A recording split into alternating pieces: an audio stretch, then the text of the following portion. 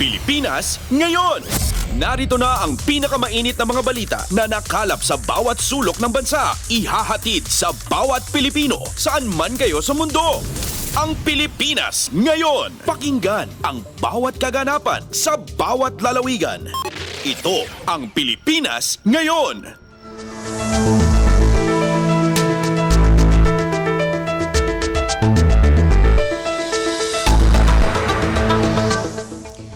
Magandang araw sa ating mga tagapakinig. Welcome po muli sa ating programang Ang Pilipinas Ngayon. Napapakinggan po ninyo saan mang bahagi ng mundo sa pamamagitan ng ating himpilang Radyo Pilipinas World Service ng Presidential Broadcast Service. Napapakinggan po tayo sa mga sumusunod na shortwave frequencies sa 9.925 MHz, 12.120 MHz, 15.190 MHz sa ating audio streaming website bbspbs.com at sa ating official Facebook page Radyo Pilipinas World Service. Ito po si Bea Gaza, samahan po ninyo ako sa kabuuan ng ating programa. Ngayong araw, kapapalooban pa rin po ng mga mahalagang balita mula dito sa ating bansa, kasama na ang mga segmentong business, sports, showbiz, at ang mga ulat mula sa iba't ibang rehiyon ng Pilipinas. Antabayanan po at sasainin na sa ilang sandali ang kabuuan ng ating programang Ang Pilipinas Ngayon. Mga kaganapan sa Kamaynilaan at mga kalapit na lalawigan dito sa Ang Pilipinas Ngayon.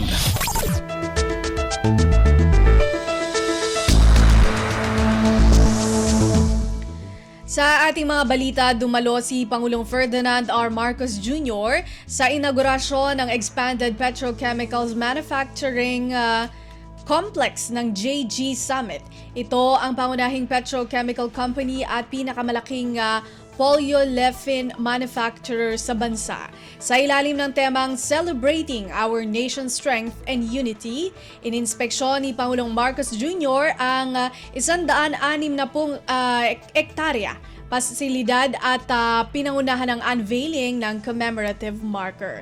Kasama sa inaugurasyon sina JG Summit Holdings Incorporated o JGSHI Chairman James L. Go, JGSHI President at Chief Executive Officer o CEO Lance Gokongwei at JGSOC President at CEO Arnel Santos. Narito ang naging mensahe ni Pangulong Ferdinand R. Marcos Jr. sa naturang kaganapan. And I thank you for this opportunity to personally validate if the policies that we have instituted do in fact spur investments and do work on the ground. So let me hand out a quick analysis. This impressive complex is proof of concept that idea, that principle, that concept does in fact succeed. What you have built here is more than a cutting-edge technology. It is a testament to Filipino skill, a proof of business confidence, an example of manufacturing resurgence, and a realization of the vision of a great Filipino industrialist, the patriot John Gokongwei. His is a story of guts and grit for the ages. We are all familiar with his rise from very humble beginnings to what now we see as these grand projects of national importance. Losing his father and their fortune early in life, he rode a bicycle to peddle wares to support his family. From there on, he never stopped venturing to new frontiers, combining audacity with acumen to launch great products that capture Filipino hearts and in the process generate profit with honor. Long before it was coined, Mr. John practiced build better more. And JG Summit's extensive portfolio attests to how expansive his optimism was. From planes to airlines to chemicals, from housing to hotels, from fish crackers to naphtha crackers. Sabi nga ni Lance, laging hindi pinipili yung madali, naghahanap ng mahirap na gagawin. Kaya siguro yung pagka-challenge sa kanya, kaya naman tayo nagkakaroon ng ganito, napakalaking tulong sa manufacturing ng ating bansa. So it gives me tremendous hope that Mr. John's strong belief in our Filipino and his abiding faith in our country are the same forces that drive the worthy stewards of his legacy to never stop making the lives of Filipino people better. Tulad na lang po ng complex na ito. What it produces ends up in the packaging of the food we eat, in the clothes that we wear, in the appliances in our homes, in the cars that we drive, in the electronic devices that we use to chronicle our daily lives. It is an upstream industry that feeds many enterprises and supplies many other manufacturing concerns. It is amongst the linchpins of our industrialization, a vital link in moving up the value chain, and guarantees the supply of a critical production ingredient. It is directly and indirectly employing 6,200 individuals. You are a major contributor to an industry that is forecasted to enrich our economy by 215 billion pesos next year. As we inaugurate this complex, I cannot help but link its significance to two individuals whom I inducted into office just 2 days ago. First is the son of Batangas, former congressman, now Secretary Ralph Recto, who has joined us in the cabinet as a Secretary of Finance. And second is a valuable member of the hardworking Gokongwei clan, Secretary Dek Go, who is now the Special Assistant for Investment and Economic Affairs. They will do, but on a macro scale, what this multi-billion peso complex has been doing: generate jobs, grow the economy, raise revenues, attract investors, and unleash opportunities that will result in common prosperity. At this point, I must apologize, I suppose, to the Gokongwei group for taking away and pirating headhunting some of their best talent. Together with the rest of the economic team, they will continue to create a climate that propels economic growth, boosts incentives, promotes ease of doing business, and funds high-impact infrastructure. The bottom line of their assigned mission is this: to reduce red tape that chokes industry and innovation and replace it with a red carpet that ushers in capital, foreign and domestic, and provides the path towards progress. This is the government's mandatory equity to provide participation in national growth. It is my firm belief that the government should not be a yoke on the back of business, like taxing them heavily and tightly regulating their growth, making the ease of doing business a sticking point for possible investors. This complex is more than an engineering marvel. It is one that is imbued with a national mission. It is a key plank in the manufacturing renaissance that will revitalize domestic industry and scale up competitiveness, as what our Philippine Development Plan envisions. To all the men and women, scientists and engineers who keep this complex running, thank you for your labor, your hard work in pursuing this national mission. To the people of Batangas, an economic powerhouse in itself, thank you for hosting this critical enterprise, which you support by supplying the workforce that it needs and providing the local government support, which is essential to the success of such large projects.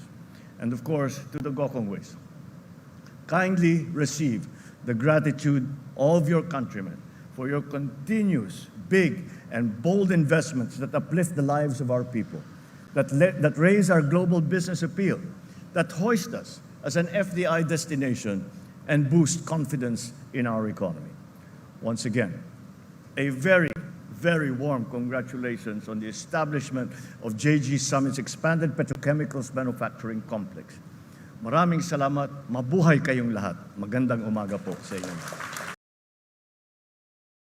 Si Pangulong Ferdinand R. Marcos Jr. Kumpleto, detalyadong balitaan, di papahuli sa mahahalagang kaganapan. Kamustahin ang inang bayan, ang Pilipinas ngayon. Inatasahan ni Pangulong Ferdinand R. Marcos Jr. ang lahat ng ahensya ng gobyerno na i-consolidate ang tourism system ng Pilipinas para makasabay ito sa global tourism market. Ginawa ni Pangulong Marcos ang direkta sa pulong nito sa Private Sector Advisory Council o PSAC Tourism Sector para talakayin ang mga rekomendasyon upang makahikayat pa ng turista sa bansa. Ayon kay Pangulong Marcos, isang halimbawa ng maayos na sistema sa turismo ang tulad ng sa Thailand, kung saan mas organisado at bawas intindihin sa mga turista ang pagpaplano ng kanilang biyahe at pamamasyal. Sa Thailand, anya kasi may sistema kung saan nabibigay na agad ng kanilang service providers ang pangangailangan ng turista sa maayos at madaling paraan. Pasada ng mga balita mula sa Pilipinas para sa mga Pilipino saan man sa mundo. Ang Pilipinas ngayon. Samantala, inirekomenda ng PSAC Tourism Sector ang mapanghikayat na estratehiya tulad ng visit, stay, spend, and return, kasama ng ilang inisyatiba para mapasimple ang proseso sa pagkuha ng visa. Ayon kay Communications Secretary Cheloy Garafil, inirekomenda rin ng advisory body na magbigay ang Pilipinas ng pansamantalang 30-day visa-free entry para sa mga turista habang mas pinapasimple ang electronic visa process.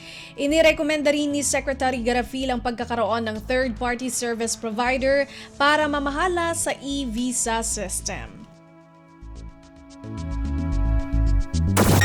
Kumpleto, detalyadong balitaan, di papahuli sa mahahalagang kaganapan. Kamustahin ang inang bayan, ang Pilipinas ngayon.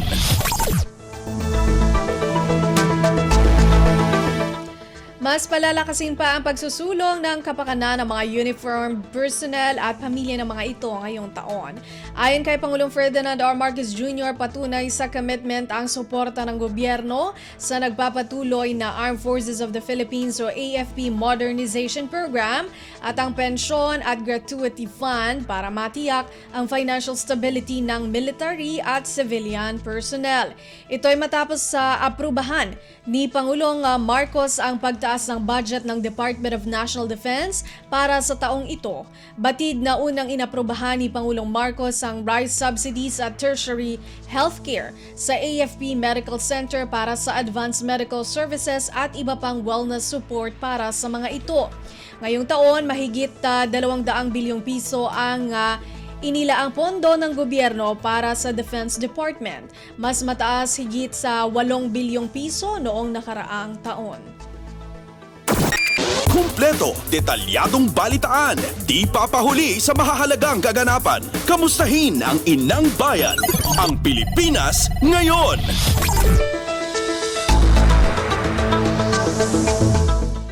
Sumasang-ayon ang 61% ng mga Pilipino sa paraan ng pagtugon ng Administrasyong Marcos sa issue sa West Philippine Sea o WPS. Lumabas ito sa isinagawang survey ng tugon ng masa ng Octa Research para sa fourth quarter ng taong 2023. Sa resulta ng Octa Research, mula sa National Capital Region ang may pinakamataas na agreement rating na 67%, samantalang pinakababa naman sa Mindanao na may 52% rating. Isinagawa ang survey noong December 10 hanggang 14, 2023 sa pamamagitan ng face-to-face interview sa 1,200 respondents na may edad 18 years old pataas. Pasada ng mga balita mula sa Pilipinas para sa mga Pilipino saan man sa mundo. Ang Pilipinas ngayon. First Lady Liza Araneta Marcos nais buhayin at pagandahin ang Ilog Pasig. Si Alvin Baldazar sa balita. Masidhi ang sigasig ni First Lady Lisa Araneta Marcos na buhayin at pagandahin ang Pasig River. Pahayag ito ni Pangulong Ferdinand R. Marcos Jr. kasunod ng inilunsad na pagsasaayos at pagpapaganda ng Ilog Pasig sa pamamagitan ng Pasig Bigyang Buhay Muli. Ayon sa punong ekutibo, marubdob ang unang ginang sa pagbuhay ng Pasig River na anyay tahimik lamang na naglalaan ng oras at pagsusumika para sa naturang proyekto. Paglalarawan nga ni Pangulong Marcos Jr. kay First Lady Lisa, in-house advocate ng Pasig River ng kanilang pamilya ang unang ginang. Pagbibigay din pa ng Chief Executive, ang nasabing proyekto ay ginagawa hindi para sa kapakanan ng kasalukuyang administrasyon kundi para sa susunod na mga henerasyon. Pakinggan natin si Pangulong Ferdinand R. Marcos Jr.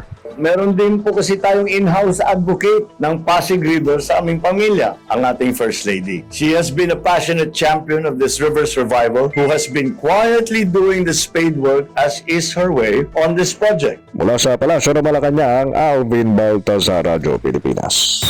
Pasada ng mga balita mula sa Pilipinas para sa mga Pilipino saan man sa mundo. Ang Pilipinas ngayon.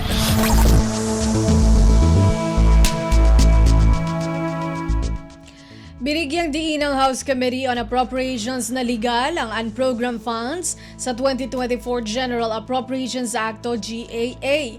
Ayon kay Committee Chair and ako Bicol Party List Representative Elizaldo Co, nakalaan ito para sa mga emergency projects ng gobyerno.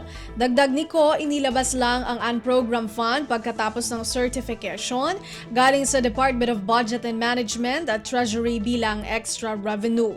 Paliwanag pa ni Co, palagi na mga nakakasama na ang unprogrammed funds sa mga nakaraang national budgets bilang paghahanda sakaling magkaroon ng emergency situation. Samantala, una nang iginiit ni Budget Secretary Amena Pangandaman na nakabatay pa rin sa konstitusyon ang pagkakasama ng unprogrammed funds sa 2024 budget.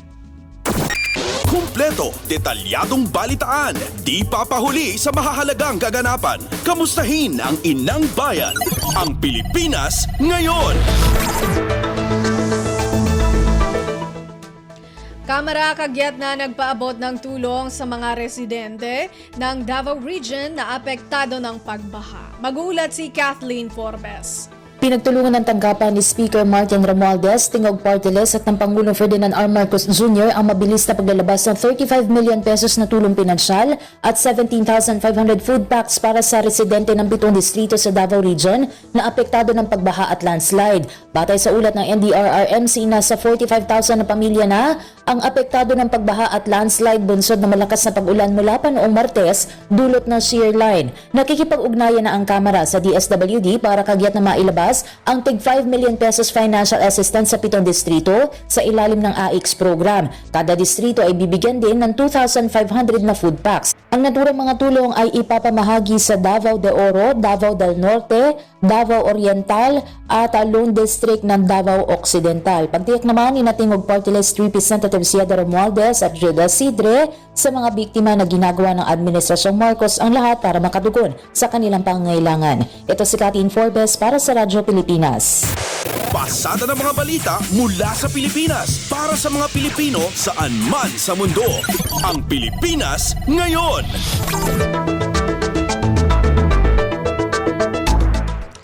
Metropolitan Manila Development Authority o MMDA pinag-iingat ang mga nagmamaneho ng electronic bicycle.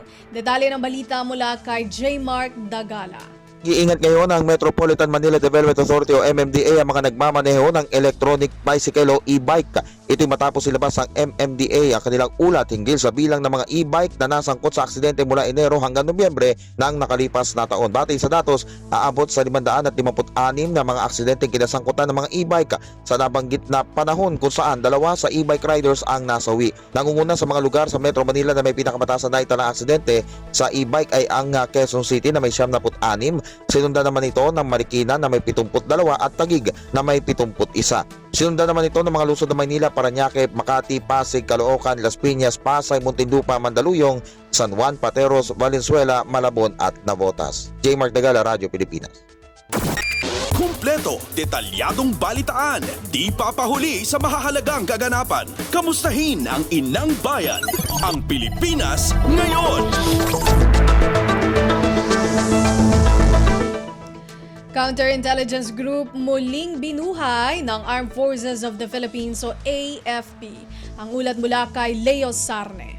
Muling binuhay ng Armed Forces of the Philippines o AFP ang kanilang Counterintelligence Group o AFP-CIG. Si AFP Chief of Staff General Romeo Browner Jr. ang nanguna sa reactivation ceremony ng grupo sa AFP General Headquarters sa Camp Aguinaldo kahapon. Sa kanyang mensahe, binigyang diin ni General Browner ang mahalagang papel ng AFP-CIG sa pangangalaga ng seguridad ng bansa sa gitna ng mga pagbabago sa security landscape ng buong mundo.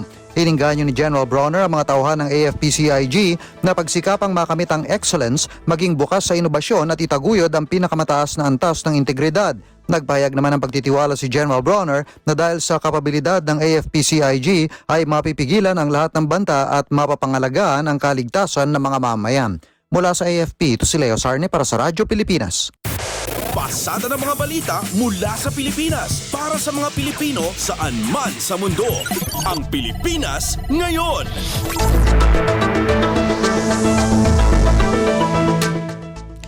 Naghihintay ang mas maraming trabaho para sa mga Pinoy na nais magtrabaho sa Japan.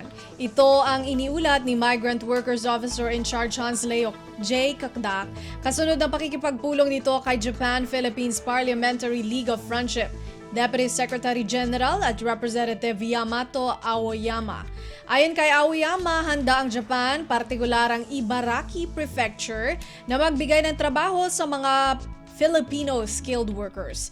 Tinalakay din sa naturang pulong ang kasalukuyang kondisyon ng mga OFW sa Japan at binigyang diin ang kahalagahan ng bagong tatag na DMW Japan Desk. Ang DMW Japan Desk ay isang specialized unit na layunin padaliin o streamline ang deployment ng mga OFWs sa Japan bilang isa sa pangunahing labor market ng Pilipinas. Batay sa pinakahuling datos noong June 2020, umaabot sa 290,000 na mga Pinoy ang naninirahan sa Japan at pang-apat ang Pilipinas na mayroong pinakamalaking bilang ng foreign residents sa Japan. Kumpleto, detalyadong balitaan, di papahuli sa mahahalagang kaganapan. Kamustahin ang inang bayan, ang Pilipinas ngayon. At yan ang ating nakalap na mga national news. Narito naman po ang mga balita mula sa ating mga kasamahan sa iba't ibang mga rehiyon dito sa ating bansa para sa ating regional news ngayong araw na ito. Balita mula sa lalawigan sa bawat rehiyon ng ating bayan. Dito sa Ang Pilipinas Ngayon.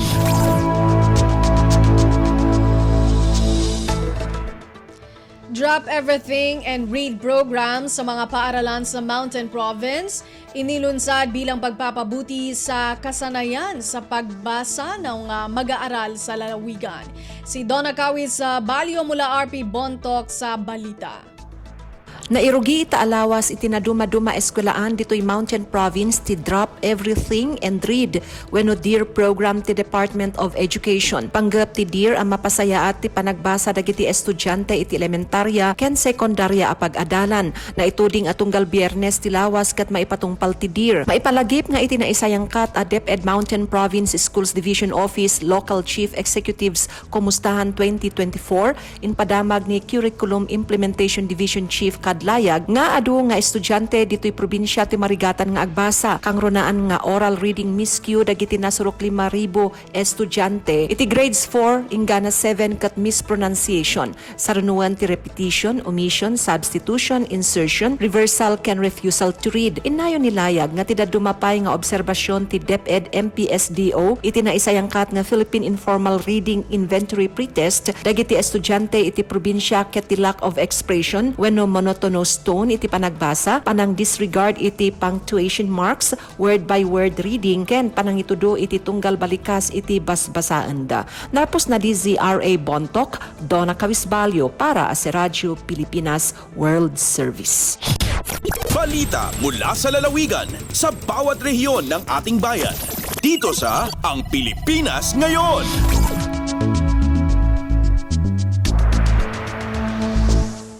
Maraming salamat, Donna Cawiz Balyo. Department of the Interior and Local Government o DILG, Kalinga Provincial Office, kinilala bilang mother-baby friendly workplace ng Department of Health, Cordillera Administrative Region o DOH CAR. Ang detalye mula kay Amelia Bumatnong ng RP Tabuk. Nabigbig iti Department of Interior and Local Government Kalinga Provincial Office kas mother-baby friendly workplace manipot iti Department of Health Cordillera Administrative Region iti January 16, 2024. Inkumpirma daytoy ni Gina Daisis iti DILG Kalinga Provincial Office. Nabigbig iti nasaong opisina kalpasan na nakakomply daytoy iti requirements iti lactation station in the workplace assessment iti November 29, 2023. Sigun kini Daisis, malaksid iti pasilidad na isubmitar dagiti sa special report ken activities may naig iti lactation babaan ti Provincial Health Office Kalinga.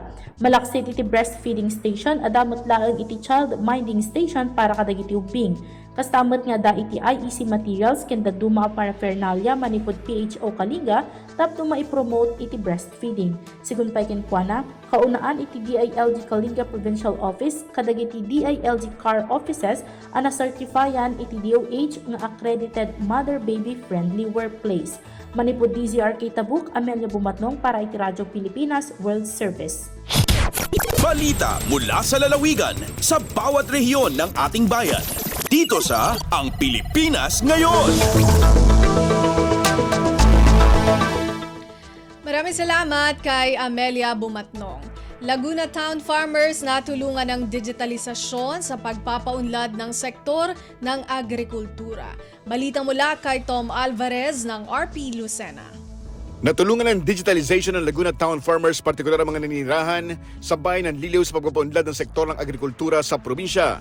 Ayon sa Pabalitan Los Baños-based Southeast Asian Regional Center for Graduate Studies and Research in Agriculture o SIARCA na inilathala ng PAA Calabarzon ay napagtanto ng crop growers of Liliw Upland Farmers Marketing Cooperative ang malaking potensyal sa paggamit ng digital marketing sa pamamagitan ng AgriX application para maibenta ang kanilang mga produkto. Sa tulong ng sabing application ay naging mas episyente at mabilis ang mga transaksyon ng pagbibenta ng mga magsaka ng kanilang produkto sa merkado gamit ang makabagong teknolohiya. Nakapagpatayo rin ang kooperatiba ng multipurpose building sa Liliw Town proper na nakapag-generate ng extra income para sa mga magsasaka. Mula sa RP Lucena, ito si Tom Alvarez para sa Radyo Pilipinas World Service. Balita mula sa lalawigan sa bawat rehiyon ng ating bayan. Dito sa Ang Pilipinas Ngayon. Maraming salamat kay Tom Alvarez. Shooting schedule ng Survivor Quebec sa El Nido, Palawan, inilatag na ng Tourism Office ng nasabing bayan. Narito si Lizelle Pilapil ng RP Palawan. Iglatag din iyan ang opisina ng turismo sa El Nido ang shooting schedule iyang Survivor Quebec nga matatabo sa pera ka mga puro Lagoon sa Asambet nga kilala para kunan sa nasyon. Impisa sa petsa 9 ang Pebrero hasta petsa 20 ang Marso, magashoot sa Hidden Beach, ig sa Marso a 10, dabubuhatin ang sa Secret Beach. Igpapailam da iang opisina ang turismo sa munisipyong da nga serado ang regular nga pagpasyal sa Asambit nga mga puro Iglagun, tenged ang production team lamang anay ang ultimong kakagamit ang reality show nga dia. Dugang dang isasarado sa publiko sa regular tour ang Kadlaw Lagoon sa Pebrero 21, 22, ig 28. Tulad datura sa Marso 1, 8, 9, 18, 26, ig 27 para inged sa eksklusibong pag-okupar ang lugar nga dia sa taping ang Survivor Quebec. Una rendang ing aprubahan iyang munisipyo ang El Nido ang Special Mayor's Permit iyang grupo nga mipetsang Enero 4, 2024. Matatundaan na pera digi ay pera rendang kabeses nga naging pwesto ronda ang reality show nga Survivor ang pera kasikat ang mga parokunan sa Asambit nga munisipyo. Agalindigi sa Radyo Pilipinas Palawan, dia si Lizelle Pilapil para sa Radyo Pilipinas World Service. Balita mula sa lalawigan sa bawat rehiyon ng ating bayan. Dito sa Ang Pilipinas Ngayon. Maraming salamat kay Lizelle Pilapil. Mga pamilya sa lungsod ng Calbayog na apektado ng sunog nakatanggap ng tulong mula sa gobyerno. Mula RP Calbayog mag-uulat si Charmaine Perito. Sa ngaran ni Calbayog City Mayor Raymond Uy ug Vice Mayor Rex Taguman, ginpangunahan ni City Councilor Rosella Adji Sumagang ang distribusyon sa government assistance sa mga pamilya nga apektado sa sunog sa Barangay Tinambakan Sur sa tunaglabay nga Domingo, Enero 14, 2024. Ang grupo ang ginkokomponer sa mga representante sa City Social Welfare Development Office CSWDO, ginpamunuan ni Department Head Betty Jane Arnejo, DSWD Regional Office 8 ug Tinambakan Barangay officials ang nagdistribuar food packs, kitchenwares, clothes, hygiene kits ug grocery items sa mga pamilya. Sigun naman kan Konsehal Sumagang, nagtutuyo ang relief operations nga mapaiban ang epektos na remalaso sa tan mga apektado nga mga pamilya ug propiedad. Andam naman ang syudad nga magpaabot oportunidad sa mga biktima sa sunog nga makapag-rebuild ngan recover sa pinakamalaksing nga panahon. Balita tikang sa Radyo Pilipinas Calbayog, Charmaine Perito para sa Radyo Pilipinas World Service. Balita mula sa lalawigan sa bawat rehiyon ng ating bayan. Dito sa Ang Pilipinas Ngayon. Maraming salamat kay Charmaine Perito. 2022 National Outstanding City Nutrition Action Officer nasungkit ng Tandag City. Magbabalita si Nerissa Espinosa ng RP Tandag. Nakuha sa City Nutrition Action Officer sa Tandag City ang prestiyosong pasidungog sa natad sa panglawas ug nutrisyon. Napili si Dr. Raven John Heli isip 2022 National Outstanding City Nutrition Action Officer human ang masusing evaluation ug validation nga gihimo sa National Nutrition Council niadtong milabay nga tuig 2023. Sa lain nga bahin, napasidunggan usab isip Crown Awardee o Consistent Regional Outstanding Winner for Nutrition ang Tandag City sa maayong implementasyon niini sa nutrition program sa tuig 2022. Kalabot niini gikatakda nga mudawat sa maong pasidungog si Heli sa umaabot nga Pebrero 12 didto sa kauluhan, apil ang iyang cash prize nga 60,000 pesos. Gikan sa RP Tandag kini si Nerissa Espinosa alang sa Radyo Pilipinas World Service. Balita mula sa lalawigan sa bawat rehiyon ng ating bayan. Dito sa Ang Pilipinas Ngayon. Maraming salamat, Nerissa Espinosa.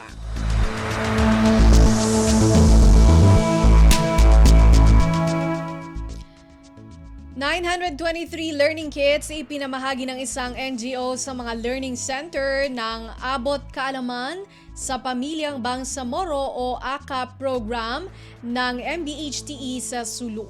Narito ang ulat ni Eloiza Muhammad ng RP Holo. Mabut pa siyam nga tuskaw haan tagtu learning kits impia mahagi sindeng ha World Vision hamuknan government organization pamagkawataan nag-iiskola AKA program sin Ministry of Basic Higher and Technical Education atau MBHT Sulu. Haway tahi Raynor Imperial, Manager for Humanitarian Affairs in World Vision, timagda sila na mahagi si mga learning kits sin sila sa iaun haduwain-duwaing AKA Learning Center ha Patikul Iban Indanan. Sa tagyawi raysab nila in Maymbung Iban Parang sin Alwa, adlaw yan isab Jumaat ina Panamaw Omar Iban Luhus.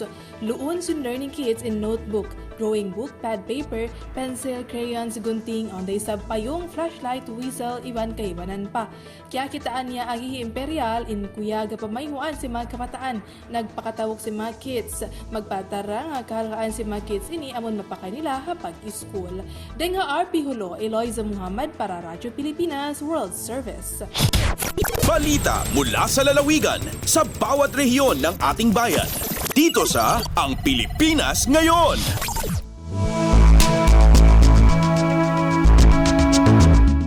Maraming salamat, Eloiza Muhammad. At narinig po ninyo ang kabuuan ng mga balita mula po sa iba't ibang lalawigan dito sa Pilipinas sa pamamagitan po ng ating regional news.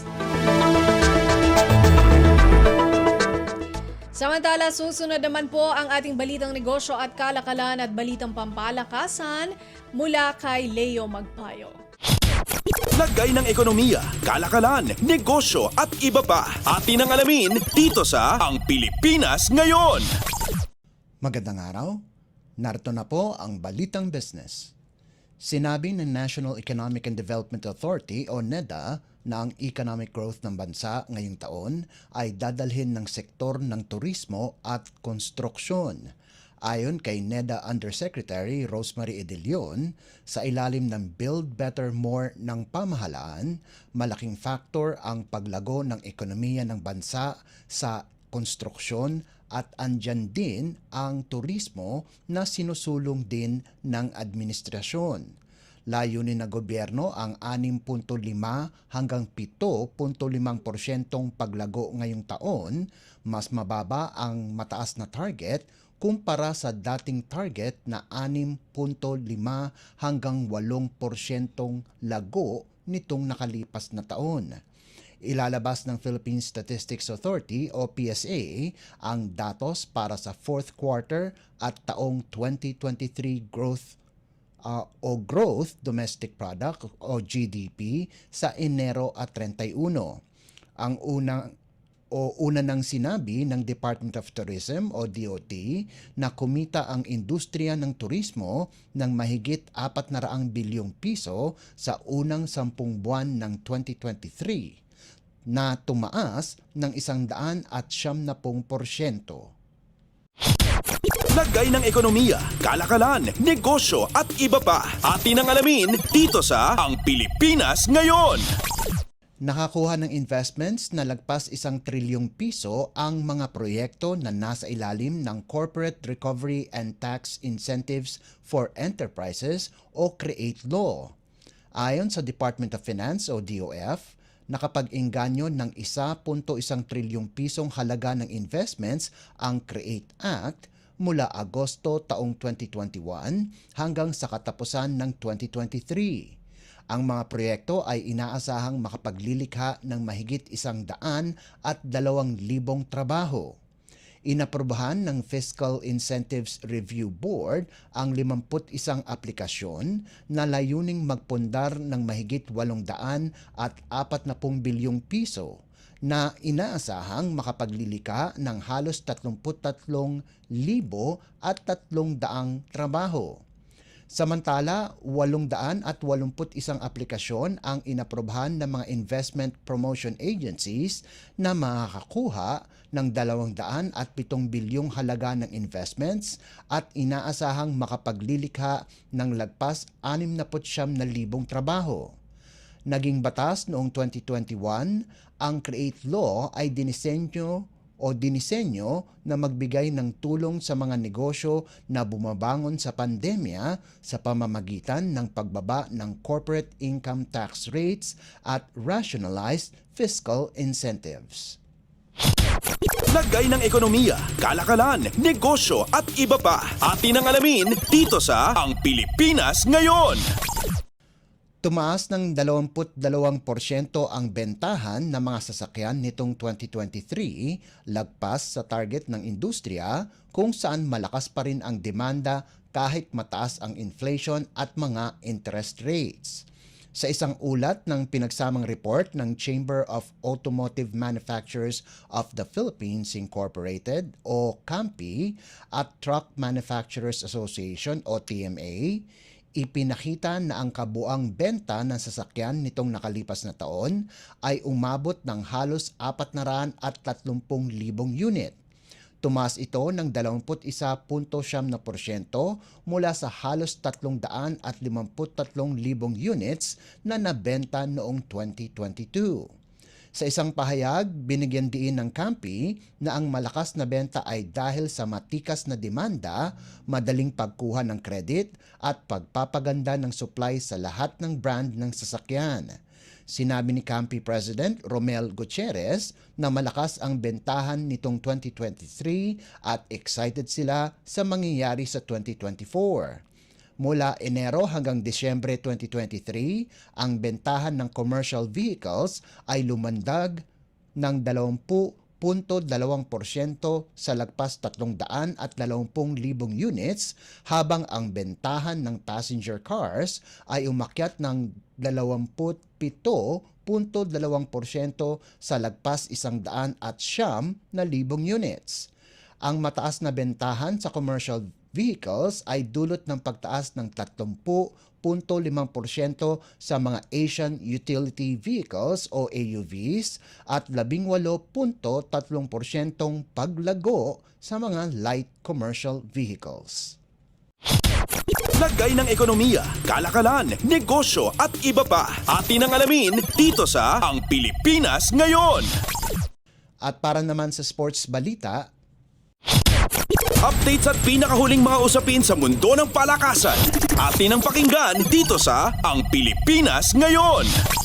misyon ng sister team San Miguel Beer at defending champions Barangay Ginebra na makapasok kaagad ng semifinals kung saan sasalang sila sa magkaibang kalaban ngayong Biyernes sa pagpapatuloy ng 2023 to 2024 PBA Commissioner's Cup quarterfinals na gaganapin sa PhilSports Arena sa Pasig City.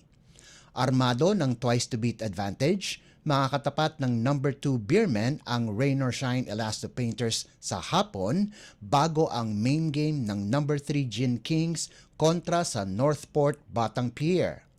Una nang nakapasok ng semis ang top-seeded Magnolia pagkatapos gibain ang Tokentex 109-94 habang magtatapat muli ang Meralco Elasto Painters at Phoenix Super LPG sa isang do-or-die game pagkatapos manalo ang Meralco sa Phoenix 116-107 sa triple overtime. Sasandigan muli si San Miguel head coach George Gallant sa kanilang bigating import na si Benny Boatwright Jr. kontra kay Rain or Shine import Demetrius Treadwell. Malalaman din kung makakapaglaro na ng maayos si 7-time PBA Most Valuable Player Junmar Fajardo pagkatapos itong namahinga dahil sa hand injury.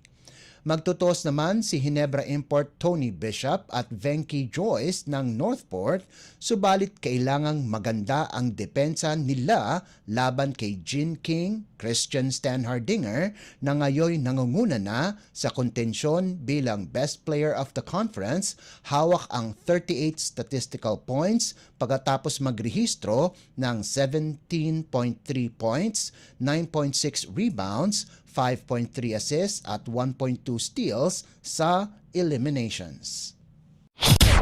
Updates at pinakahuling mga usapin sa mundo ng palakasan. Atin ang pakinggan dito sa Ang Pilipinas Ngayon. Puspusan na ang paghahanda ni Filipino gymnast Carlos Edriel Yulo para sa nalalapit na 2024 Olympic Games na gaganapin itong Hulyo sa Paris, France. Matindi ang pag-eensayo ni Yulo sa training facility ng Gymnastics Association of the Philippines o GAP sa Intramuros, Manila. Nakapasok si Yulo sa Paris Olympics pagkatapos magkwalipika nitong nakalipas na taon kung saan nagpartisipa siya sa World Championships na ginanap sa Antwerp, Belgium. Bago ang Paris Olympics, lalahok si Yulo sa 3 international tournaments. Kasalukuyang hawak siya ng veteranong Japanese coach na si Tomoharu Sano na miyembro dati ng Japanese National Team coaching staff. Ang dating coach ni Yulo na si Japanese Monihiro Kugimiya ay tututok sa iba pang miyembro ng national team. Updates at pinakahuling mga usapin sa mundo ng palakasan. Atin ang pakinggan dito sa Ang Pilipinas Ngayon. Umalis na sa kampo ng Ryukyu Golden Kings si Filipino import Carl Tamayo para humanap ng ibang oportunidad na magbibigay sa kanya ng pagkakataon na lalong gumaling sa larangan ng basketball. Sa isang pahayag ng kanyang management na virtual playground, umaasa si Tamayo na maipakita ang kanyang kakayahan at mas malaki ang maiambag sa kanyang susunod na koponan. Ang 6'8" na si Tamayo ay nakakuha ng kampyonato sa Japan B-League noong siya'y isang rookie pa sa Ryukyu. nakatakdang bumalik ang dating University of the Philippines o UP Fighting Maroon sa susunod na linggo pagkatapos payagan ng Golden Kings ang kanyang paglisan. Updates at pinakahuling mga usapin sa mundo ng palakasan. Atin ang pakinggan dito sa Ang Pilipinas Ngayon. At yan ang pinakahuling balita sa larangan ng palakasan. Para sa Radyo Pilipinas World Service, ito po si Leo Magpayo. Magandang araw. Updates at pinakahuling mga usapin sa mundo ng palakasan. Atin ang pakinggan dito sa Ang Pilipinas Ngayon.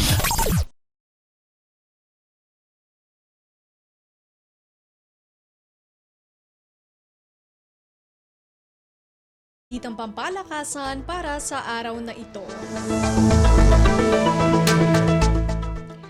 Ngayon naman dumako tayo sa showbiz balita. Alamin natin ang mga chismis mula sa mundo ng showbiz sa pamamagitan po ng ating kasamang si Mama JT.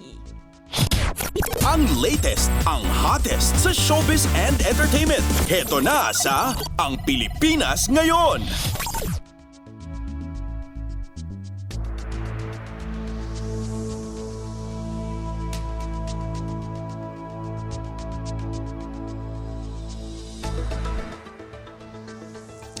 Hello! Magandang araw sa ating mga chismoso at chismosang nag-aabang ng ating balitang artista. Nandito na si Mama JT para magatid ng mga trending na balita sa mundo ng showbiz. O ito na ang ratsyada ng mga chika. Ito si Ryan Agoncillo kamakailan lang ay nagsagawa ng pagbubunot sa kanyang anak na si Luna. At ito marami ang naaliw at natuwa sa pagiging DIY o do-it-yourself dentist ng TV host actor. At napawaw ang mga netizens, pati na rin ang mga kaibigan niyang celebrity sa pagtatanggal niya ng baby tooth ng bunsong anak nila ni Judy Ann na si Luna.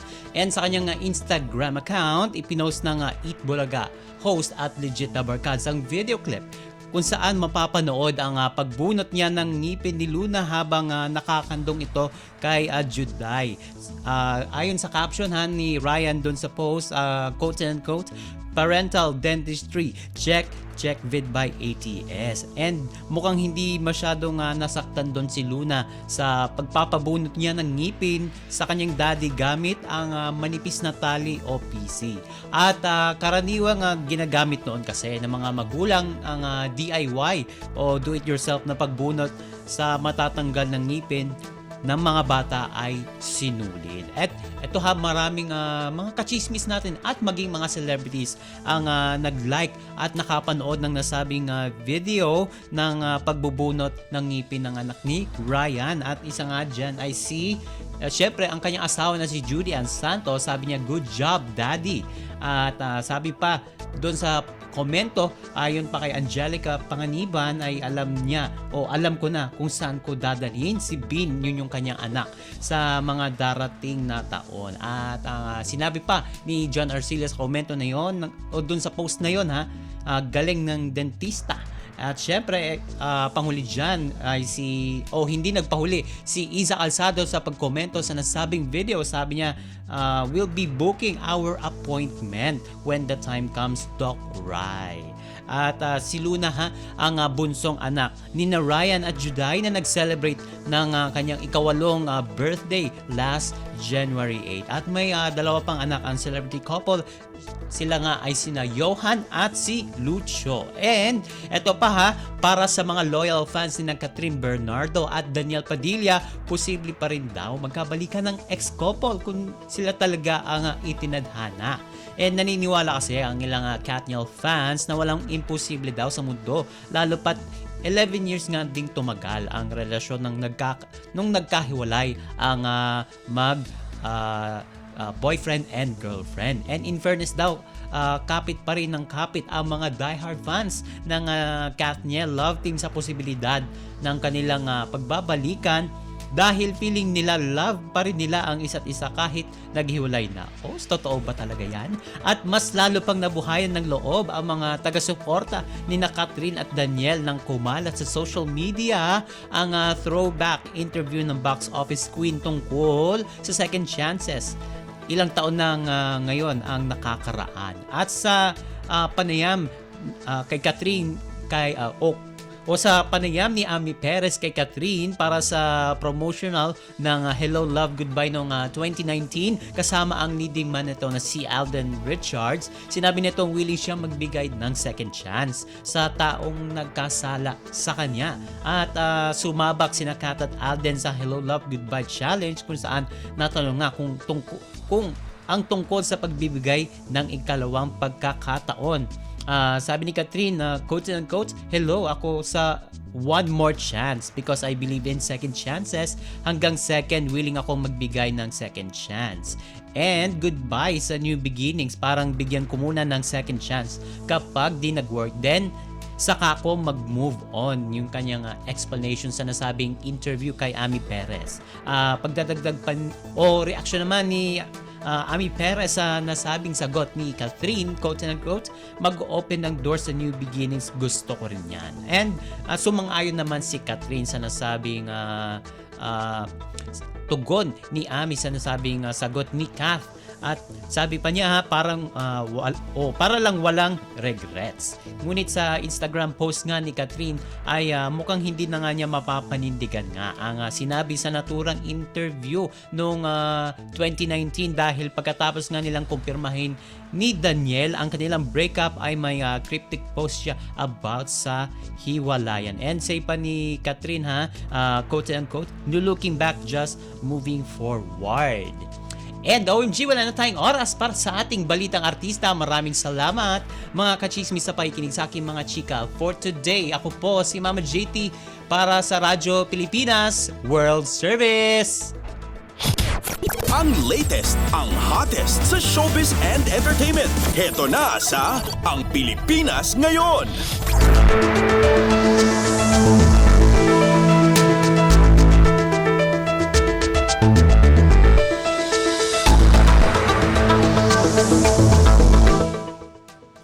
Maraming salamat kay Mama JT. Yan po ang ating showbiz balita. Okay, narinig po ninyo ang kabuuan ng ating programang Ang Pilipinas Ngayon. Maraming salamat sa ating mga nakasama sa technical side kina Milo Jonella, Susan Aison at Anthony Pimentel.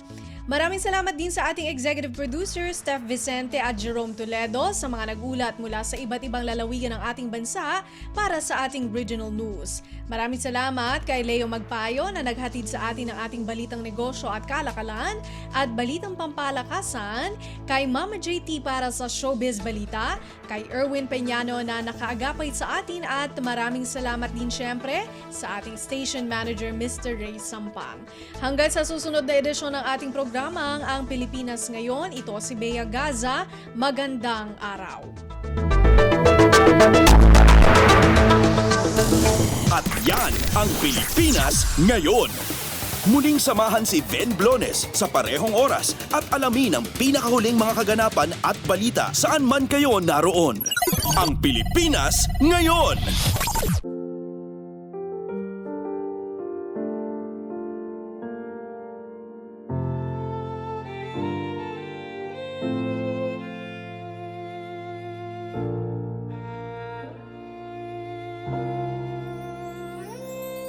Ang tanging may pamamaan ako'y edukasyong Pilipino. Tinuturong galing at talino para maabot ang pangarap mo. Ang tanging handog ko sa'yo'y edukasyong Pilipino. Diskarteng mula sa puso, mamamangha ang mundo. Matatag na mga guro, matatag sa mga pagsubok, matatag na mga mag-aaral, matatag na talino'y umiiral. Hinaharap ang hirap, walang takot sumugod, humahanap ng solusyon, ipaglaban ang edukasyon. Kabataang Pilipino, Muslim o